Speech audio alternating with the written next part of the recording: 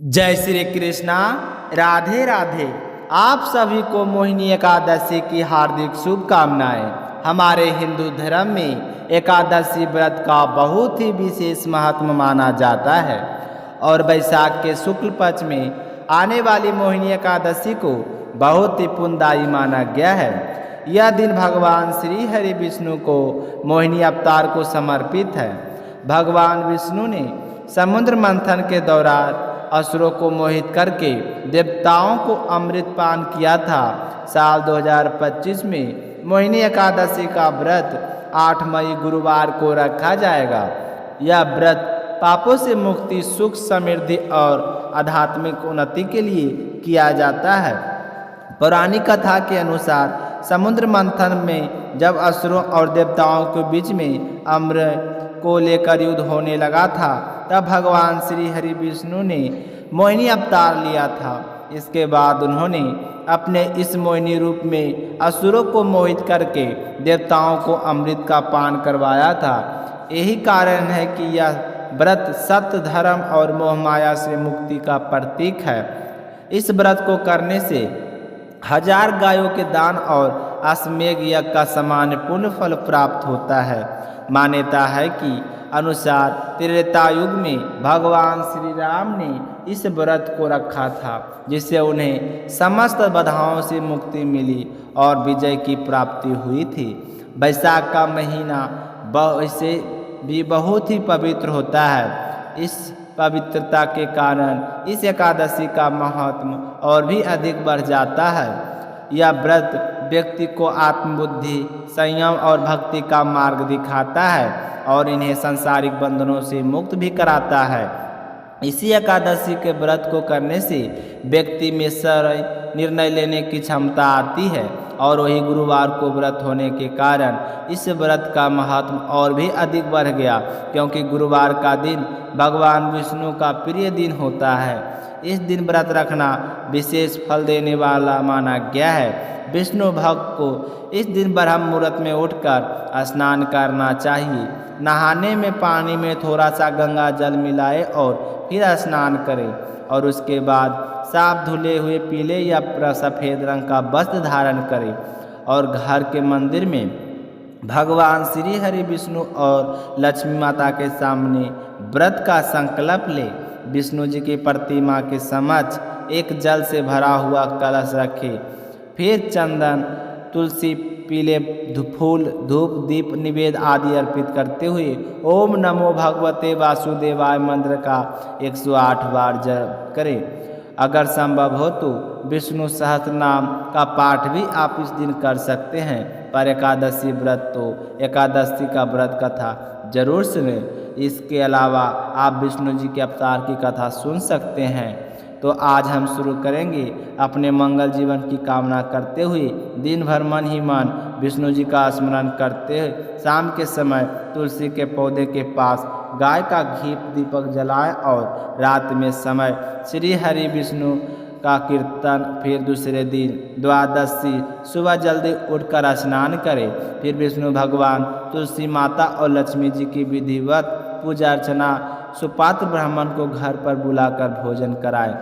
यथासंभव दान दक्षिणा देकर प्राचित मन से उसे विदा करें। इस तरह पूरे विधि विधान से अगर कोई मनुष्य एकादशी का व्रत करता है तो वह अपने समस्त पापों से मुक्ति पा जाता है। तो आप सुनते हैं मोहिनी एकादशी व्रत का कथा। एकनाथ जी महाराज उच्च कोटि के संत थे। एक बार पितृपक्ष के दोनों में एकनाथ जी महाराज के घर पर ब्राह्मणों के लिए भोजन पक रहा था। तभी उस समय कुछ गरीब भिक्षुक वहाँ से गुजरे। उन्हें बनते हुए पकवानों को बड़ी अच्छी खुशबू आई। तब वे आपस में बात करने लगे कि आज तो श्राद्ध है, अच्छा भोजन मिलेगा। तब उनकी भिक्षुकों में से एक कहने लगा कि पहले तो ब्राह्मणों को भोजन मिलेगा, फिर जो कुछ बच जाएगा वही हमें मिलेगा, इसलिए परेशान क्यों होते हो। यह सुनकर एकनाथ जी महाराज ने अपनी पत्नी गिरजाबाई से कहा कि देखो, इन गरीबों में भी तो भगवान बसते हैं। उन्होंने कभी भी अच्छे स्वादिष्ट भोजन ग्रहण नहीं किए होंगे और आज मैं यह चाहता हूँ कि मैं यह भोजन पहले इन गरीबों को करवा दूँ, उसके बाद हम श्राद्ध का भोजन ब्राह्मणों को भी करवा देंगे। क्या तुम फिर से ब्राह्मणों के लिए भोजन बना दोगे? तो गिरजाबाई ने हाँ कह दिया।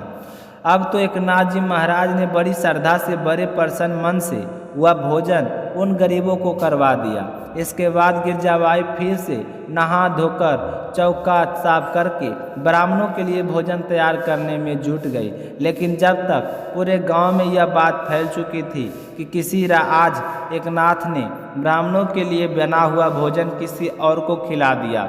जब ब्राह्मणों को यह बात पता चला तो तब ब्राह्मणों ने इसे अपना अपमान माना और यह निश्चय किया कि कोई भी अब एकनाथ जी महाराज के घर में भोजन करने नहीं जाएगा। ब्राह्मणों को तो अपने इस अपमान से बड़ा क्रोध आ ही रहा था। उन्होंने 2 लठधारी हट्टे कट्टे ब्राह्मण एकनाथ घर पर खड़े कर दिए ताकि एकनाथ जी महाराज जी के घर कोई भोजन करने ना जा सके। जब भोजन तैयार हो गया तब एकनाथ जी महाराज जी को पता चला कि कोई भी ब्राह्मण उनके घर भोजन करने नहीं आएगा। तब उन्होंने क्या किया कि अपनी संकल्प शक्ति और तप शक्ति से जो ब्राह्मण नहीं आ रहे थे उनके ही दादा पिता चाचा और परिवार से बाकी मृत लोगों का आग्रहण किया जो पितृ बन चुके थे। वह सब के सब तुरंत ही प्रकट हो गए और फिर एकनाथ जी ने उनसे बड़े सम्मान के साथ कहा कि आप सभी मेरे यहाँ भोजन ग्रहण कीजिए। फिर वे सब ब्राह्मण एक पंक्ति में बैठकर भोजन करने लगे।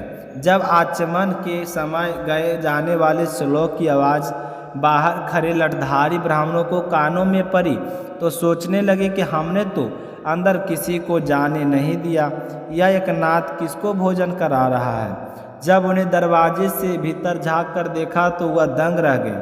अंदर तो ब्राह्मणों की पंक्ति लगी हुई थी जिसमें उनके चाचा दादा परदादा और गांव के कई लोग के पितृ वहां पर मौजूद थे और वे सभी बड़े प्रसन्न मन से भोजन ग्रहण कर रहे थे।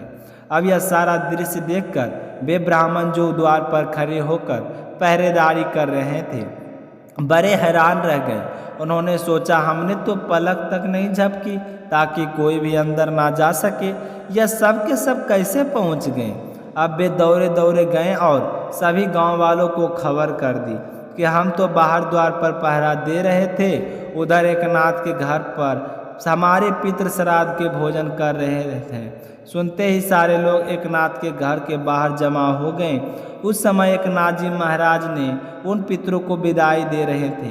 यह देखकर अब तो ब्राह्मणों ने क्या किया कि अब ब्राह्मणों ने सभी गांव वालों को सिर शर्म से झुक गए। उन्होंने एकनाथ जी महाराज से क्षमा मांगी। एकनाथ जी महाराज की उच्च कोटि के ब्राह्मण थे इसलिए उन्होंने सबको माफ कर दिया। एक सच्चा योगी अपनी संकल्प शक्ति से पितरों को भी अपने समक्ष प्रकट सकता है। आज उन सभी ने अपने सामने साक्षात देख लिया था। तो यह होती है संकल्प शक्ति। अगर मन सच्चा होता है तो भगवान हो या हमारे पितृ हमारा साथ अवश्य देते हैं। तो अब सुनेंगे हम दूसरी कथा। दूसरी कथा। सभी मिलकर प्रेम से बोलिए श्री रणछोड़ भगवान की जय हो। हस्तिनापुर में आकाश में आज दिव्य नाद हो रहा था। महाराज युधिष्ठिर राजसभा में प्रभु श्री कृष्ण के स्वागत को आतुर है। तभी प्रभु श्री कृष्ण का रथ स्वर्णमय आभा से मंडित होकर सभा के द्वार पर आकर रुकता है। रथ के पहिए पृथ्वी को चूमते हुए और प्रभु के चरणों का स्पर्श करते से समस्त सभा पवित्र हो जाती है। युधिष्ठिर महाराज अत्यंत श्रद्धा से पूछते हैं कि हे श्री कृष्ण, अब कृपया मोहिनी एकादशी की महिमा सुनाने की कृपा करें। तब श्री कृष्ण कहते हैं कि राजन, यह व्रत मोह को हारने वालों, पापों को जलाने वाला और पुण्य फल देने वाला है। आइए इससे पहले कि कथा शुरू हो जाए तो प्रिय श्रोताओं, हम सभी प्रभु श्री कृष्ण से प्रार्थना करें कि हे विश्वपालक, हमारी त्रुटियों को क्षमा करें, हमारे व्रत को स्वीकार करें, हमें अपने सने बंधन में बांध ले और भक्ति के मार्ग पर अग्रसर करें। हम सभी के हृदय को पवित्र कर हमें अपने धाम तक ले चले। एक समय धर्मराज युधिष्ठिर ने श्रद्धापूर्वक भगवान श्री कृष्ण से कहा कि हे मधुसूदन, वैशाख के शुक्ल पक्ष की एकादशी का क्या नाम है और उसके उपवास को करने का क्या विधान है? कृपया कर यह सब मुझे विस्तार पूर्वक बताइए। तब भगवान श्री कृष्ण कहने लगे कि हे धर्मराज, मैं इस विषय में एक पौराणिक कथा सुनाता हूँ, जिसे एक समय महर्षि वशिष्ठ जी ने श्री रामचंद्र जी से कहा था। उसे अब मैं तुमसे कहता हूँ, ध्यान पूर्वक सुनो। एक बार की बात है, भगवान श्री राम ने महर्षि वशिष्ठ से कहा कि हे गुरु श्रेष्ठ, मैंने जनक नंदिनी सीता जी के वियोग में बहुत कष्ट भोगे हैं, इसलिए अब मेरे कष्टों का नाश भला किस प्रकार होगा। आप मुझे कोई ऐसा व्रत बताने की कृपा करें जिससे मेरे सभी पाप और कष्ट नष्ट हो जाए। तब महर्षि वशिष्ठ ने कहा कि हे श्री राम, आपने लोक कल्याण के लिए बहुत उत्तम प्रश्न किया है। आपकी बुद्धि अत्यंत कुशाग्र और पवित्र है। आपका नाम के स्मरण मात्र से ही मनुष्य पवित्र हो जाते हैं। आपने लोकहित से यह बड़ा ही उत्तम प्रश्न किया है। अब मैं आपको एक एकादशी व्रत का महात्म्य सुनाता हूँ। वैशाख मास के शुक्ल पक्ष की एकादशी का नाम मोहिनी एकादशी है। इस एकादशी का उपवास करने से मनुष्य के सभी पाप तथा दुख नष्ट हो जाते हैं। इस उपवास के प्रभाव से मनुष्य मोह माया से बंधन से मुक्त हो जाता है। इसलिए हे राम, दुखी मनुष्य को इस एकादशी का उपवास अवश्य ही करना चाहिए। इस व्रत के करने से मनुष्य के समस्त पाप नष्ट हो जाते हैं। अब इसकी कथा को श्रद्धापूर्वक सुनिए। प्राचीन समय में सरस्वती नदी के किनारे भद्रावती नाम की एक नगरी बसी हुई थी। उसी नगरी में एक द्युतिमान नाम का एक राजा राज करता था। उसी नगरी में एक वैश्य भी रहता था जो धनवान और परिपूर्ण था। उसका नाम था धनपाल। वह अत्यंत अधर्मात्मा और नारायण भक्त था। उसने नगर में अनेकों भोजनालय, प्याव, कुएं और तालाब, धर्मशाले आदि बनवाए। सड़कों पर किनारे आम, जामुन, केले, नीम आदि के वृक्ष लगवाए, जिससे राहगीरों को सुख मिले।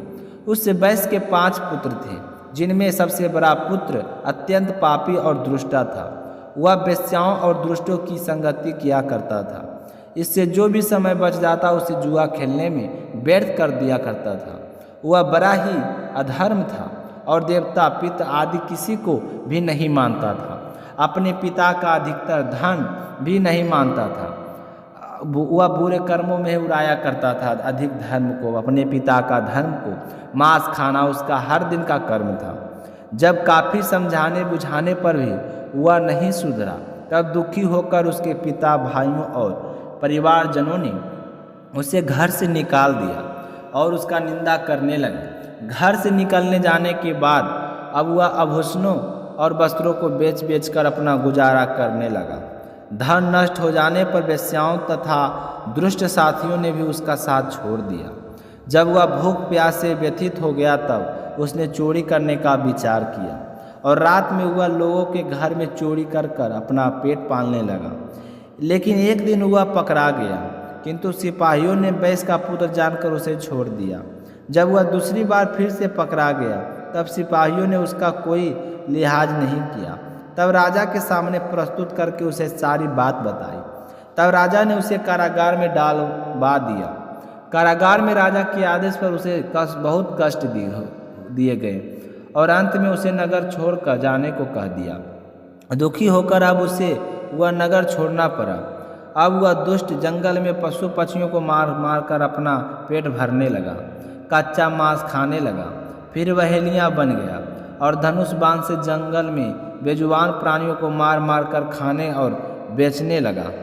एक बार भूख और प्यास से व्याकुल होकर वह भोजन की तलाश में निकला और कौंडिन्य मुनि के आश्रम में जा पहुंचा। उन दिनों वैशाख का महीना था, तो कौंडिन्य मुनि गंगा स्नान करके आए हुए थे। उनके भीगे वस्त्रों से छींटे मात पड़ने से उस पापी को शुद्ध सद्बुद्धि मिली। वह अधम अब ऋषि के पास जाकर हाथ जोड़कर विनम्रतापूर्वक कहने लगा, हे महात्मा, मैंने अपने जीवन में अनेकों पाप किए हैं। कृपया कर आप उन पापों को छूटने का कोई साधारण और बिना धन का उपाय बताइए। मैं उन सभी पापों से मुक्त होना चाहता हूँ। तब ऋषि ने कहा, तो ध्यान देकर सुन। वैशाख मास के शुक्ल पक्ष की एकादशी का व्रत कर। इस एकादशी का व्रत